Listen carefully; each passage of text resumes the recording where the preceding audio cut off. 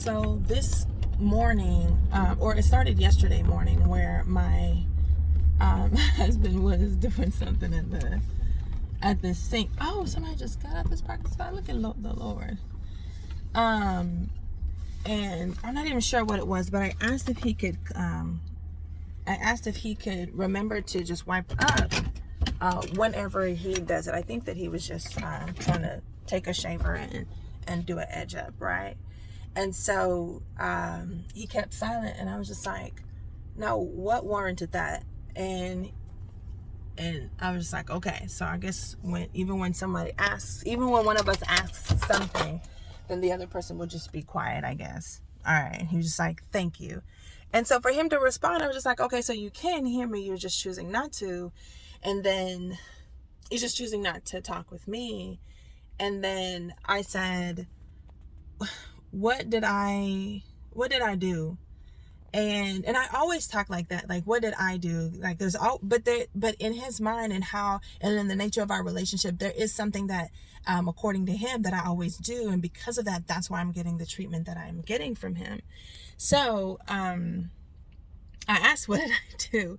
Which I shouldn't do. I should definitely, and you who is listening, it's not what did I do, but more so, what could I have done better?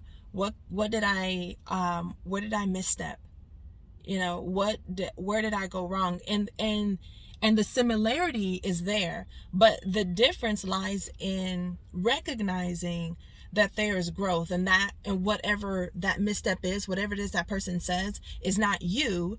It was of you at that time, at a later time, even if it was 1 second ago. And so I did say, what did I do? And he was just like, whenever you learn to talk to somebody, then you'll learn, then you'll realize that how you talk to other people is the reason why they talk to you that way. And so I think he was drawing on something I have spoken on before. I believe that he was maybe already angry or whichever. And when I went into him, I said, I feel like you're angry, but I also feel like this is resolvable. I hope that you can consider this something that can be resolved through conversation. And if I'm going to say that, I think that it's desirable for you to also remember to be quick and very generous with your acknowledging of whatever it is that they're claiming, whatever it is that they're accusing you of, whatever it is that they're whatever it is that they have said, whatever they have given you. If you feel like talking to people that way is the right way, then you'll realize that the way that you talk to people is the reason why they talk back to you a certain way. And so he gave me something, and I did value that. A lot of time I would dismiss that. I'd be like, what you talk about? Like, he'll literally tell me, and I'd be like, what you talk about? And that's why I wouldn't get it. And that's why we would go further and further, because I'm completely missing what he's trying to tell me. However, how he'd be saying it is wrong, is hurtful, right? But yes, he's speaking out of hurt because he was just hurt. And so I think that I could have said, please clean up after yourself a different way. Of course, it could always be said a different way. Don't even think at that time that I was saying, oh, please try to remember to wipe up, and I picked up the wipes and I showed them. They're actually right here by the toilet. And just having boys and just having even me myself, if I know someone else has used it, I always squat. I'm just like, I want to sit down on my own toilet, but I just be like, no, it's okay, I'll squat here too. And then I'll clean up because maybe I just rushed to the toilet or something. So, but I always have these wipes here, and I remember holding it up, but he turned around, got upset, and then said what he said, and then tried to walk out. And so this morning I called, even as I rubbed my arm, this morning we were laying down, and he took his elbow, hit me in the arm, and then I turned around, and I was just like, oh, we just gonna hit, and I was just like, please don't hit me. And I just taught that request, that commanding request to my youngest son yesterday. Please stop. I was playing earlier, but I'm not now. And I said that to my husband. Then he took the pillow and put it in between us. And I was just like, okay, so you're not asleep, because not only are you awake, but you putting the pillow between us means that you are aware. like you're cognizant, you're conscious, because you responded accordingly. And that was, even though it was not verbal, he responded accordingly. So I just laid down there and my mind started to wander, like, oh, he did this last time, but I've been sleeping next to this man for 9 years and this hasn't happened. But this is the second time it's happened, and just like before, identically similarly like before, it was after, immediately after an altercation. And by altercation I mean argument, just a verbal argument. So like altercations can include physicality. So my arm is hurting now, but I can endure it. And so because I can endure it, I find myself wanting to not just justify, but wanting to include it, include a dismissal in my forgiveness. And I don't think that I have to do that. I think that I have to forgive. And by forgiving, I need to make it to where I can come to the person, I can discuss about this, and I would be able to, I wouldn't be able to reconcile, because in reconcile it takes the components of reconciliation in the faith is 2 people, but I can forgive on my own. I literally don't have to go to the person. I can actually confess to someone else that is of the faith, and I can go to, I don't know if it's mandatory, it has to be of the faith, but I definitely can go to God and confess. And because sometimes it can be self-righteous if I have ghost directly to the person and be like, oh, I'm sorry for whatever it is I contributed, and not whatever. I am cognizant that I may not have had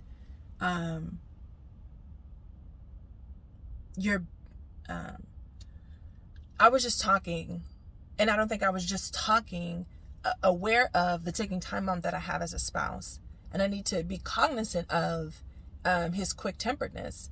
If he has a quick temper, I have to also be slow to speak. Like, how many times do I need to, I don't think that I need to be lighting the fuse and then be like, oh, I think that I'm setting him up in that instance. I'm setting myself up for failure. I'm setting both of us up, And so I believe that I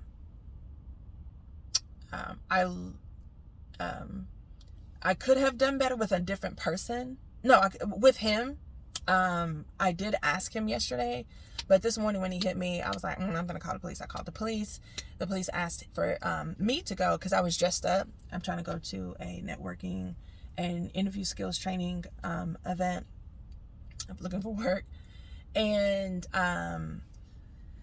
I said no. And I remember that the authority that I teach my children in the moment, the authority that comes from your knowledge of the word, and remembering that you do have a say-so. So when someone presents an idea or just 2 options, then you present to them what accommodates you. Keep in mind what you have and who you are and where you are. I don't have a place to go. So me being escorted, me trying to assuage the situation is something that I want. And the police directly, straightforwardly asked, what is it that you want right now? And I said, I need a police report. I need an incident report. And with incident reports, I don't believe that what's flying around? I don't know if it's on the screen. I don't think that there is a police report made. But with a police report, I think that there is an actual offense that warrants them to go take things, claims a step further. And so although I did directly respond, I need an incident report. I probably should have said I need a police report. So I'm just thinking about that now as I'm talking. But my goal for that was to begin to make, even though this has happened just like 2 months ago, there's a argument, and then the very next morning he uses to hit me, and I rolled over and I was just like, and immediately I just removed the shock, because yes, he's done this before, by hitting me in broad daylight and just during the day when I'm conscious and aware that we're in a tussle, we're in a heated argument, and he's hit me. But to be asleep, I was just like, oh, what? You could do this? Yeah, he could. So, but just because I was completely asleep before then, I was just like, oh, I'm give him the benefit of the doubt. And guess what? You don't have to contribute to your husband or your spouse or anyone's downfall. And that's my commitment. I'm still one with the person that I'm talking about. This is my spouse. I'm still one. So gathering information against the person or trying to corral so that something happens and transpires, I feel like there's a way to do that. So me trying to insinuate or start something, then I think that, not that I think, I'm confident that I am working out of anger and bitterness, and it is only going to hurt me. Let's say the person does, something bad does happen to them, but I am also going to reap what I sow. God is not with me in that. God is not with me in any of this. You know, God is not with him or that other person with any of that. When you are full of anger and bitterness. So it is important that that everyone confess. Maybe I have no idea how I could have done better, but I do know who I'm operating with. And I am cognizant of me just saying, hey, can you use the wipe and wipe up if you're going to shave there? And that happened yesterday morning. But when I came back home from picking the kids up at 4:00, there were clumps of just short. They look like eyebrow hairs or eyelash hairs because they were so short. So it was just from his chin. And so he intentionally left it there, and I just wiped it. And not so I could wipe it and tell him, not so I could keep it within myself, and harbor it and allow it to fester and grow, and then to be able to pull from it. I wiped it and cleaned it, and I found it comical, but I found it as retaliation, and that was the way that he was retaliating. And I hope that that's done with him. But I don't think that that's how retaliation works. I don't think that that's how retaliation works. Once you do something and the person just completely loves on that situation, then you'll be calmed within yourself. But I definitely can pray for myself over and over and over until I have a sense of release. And I'm not meditating on it. That's a real good indication in my life, in this vessel. If I'm continuing to meditate, continue to think about that incident or this person or whichever, then there's an obsession that I need to release. And then really be meditating on how I can love in that person. And the quicker, the better for me. And it usually manifests as me not just buying a gift, I think, but utilizing one of my gifts on him, and that would be a massage or being present. But because it's immediate after a conflict, he actually abhors that. So, like being present toward him, but being I don't even know how to say being present, but then not visible. So like making something for him to eat. If he's fully angry, he'll actually toss it out and put it in the trash. So a lot of times I don't like to put on my, I don't even like to go through with the gesture, because I'll leave a glass of water, he'll pour it out. That is easy. Do that. I did that this morning, even though I know I called the police. Because I don't like to, because in the way that I retaliate is to refrain from showing gestures, kind gestures, service, kindness, presence. That's the way I retaliate, to stop doing those things. But the fact that he's my husband still, there's a way that I need to do things. And because I'm a believer, it's important that I'm slower to call attention to someone's sin that is this also the same person that I'm cleaving to. So when it comes to lying for that person or stealing for that person, easily they have separated themselves from the oneness. They chose that for themselves. And I include physical abuse. I include punches and jabs. You've got to stop. But you know what? Some people are just like, no, it's their go-to. To punch you, to hit you, to jab you, to hurt you is their go-to. And I'm in that. I'm experiencing that anyway. And to be verbally abusive is their go-to. Now, I feel like I also am verbally abusive when I don't consider I have a ticking. This person gets angry from 0 to 60 very quickly. And though he says he's not angry, but for him to raise his voice and then begin to show such an irate demeanor to where it becomes volatile, and my heart's racing, then I'm not just perceiving it. You are demonstrating that you are just your physical your composure, and you have now changed in how you're expressing yourself. So when you came into the restroom, when you were brushing your teeth, it was just good morning. You start brushing his teeth, and I triggered what you can literally wake up and be angry. You can wake up and be grumpy. You can wake up and be uneasy. You can wake up and be fearful. You can remember events from the beginning, from the day before, from something you're fearful about. But we have to be cautious of these things. We have to be cognizant of these things, and not be subjected to not be subjects and slaves to the emotions that we are feeling. We can actually say, oh, I'm feeling scared. Let me quit. I don't need to now analyze the situation. I need to remind myself of the truth. I need to remind myself of the scripture that is truth and who I am in this situation. I am God's masterpiece. So which is Ephesians 2:10, created to do good works that he prepared in advance for us to do. We can speak back to the situation. That takes a training. That also takes a community of people to remind you that yes, there are spiritual battles, and sometimes it is just within you. But you also have the ability to speak back to the sin nature that is trying to overtake you, or to the spirit that is trying to overtake you, trying to cause you to steal, kill, and destroy.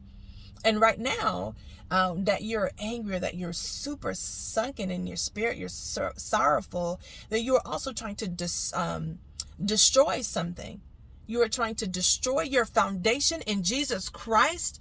And remember that you have authority through Jesus to remove this cloak of sorrow, to remove this cloak of anger. You will not be wrapped in that garb. That is garbage. Remove it. Speak back. Be cognizant of where your emotions are taking you and what it will cause for you.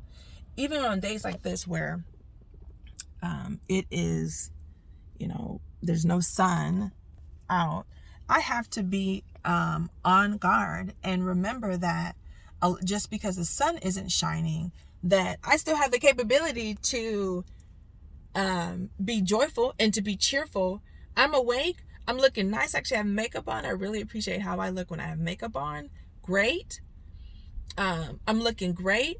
I'm going into this class that just really gives away free information about interviewing skills and what your resume should look like, and just the updated information concerning the career field. And so I'm eager to get that news. And I'm thankful that God has allowed me to know that this is here so that I can make use of it. And I pray that Yahweh help me to utilize it accordingly and to benefit from it in the name of Jesus. And I look forward to him answering that prayer, to see that prayer has been answered. And I'm thankful for God. He has given me access to him. Through the Holy Spirit, I can pray right now, and I believe that I am heard. I am praying right now, and I believe I have been heard. And the same for you. I am thankful for these situations that are happening, because now I will go back to my children, and although I've told them once, I also do that so I can make them a part of the community of people in which I will enforce that this is mandatory. We think that my kids are, kind and they're great, but however, there are people out there that think that your kindness means that you should do what they want you to do at your expense. And that's not going to happen.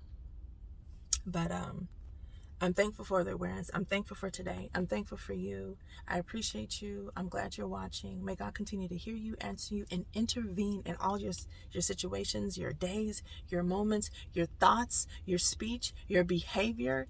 And may He grab onto you and hold on to you. And I pray that you allow Him to do that. Let Him take control. Let Him be the head of your life. May He be the head of my life continually, all day, every day. God chosen me to believe in Him through Jesus Christ, and not just to believe, but to abide in Jesus, so that I can share a seat with Him on His throne in the last days. Y'all have a great day.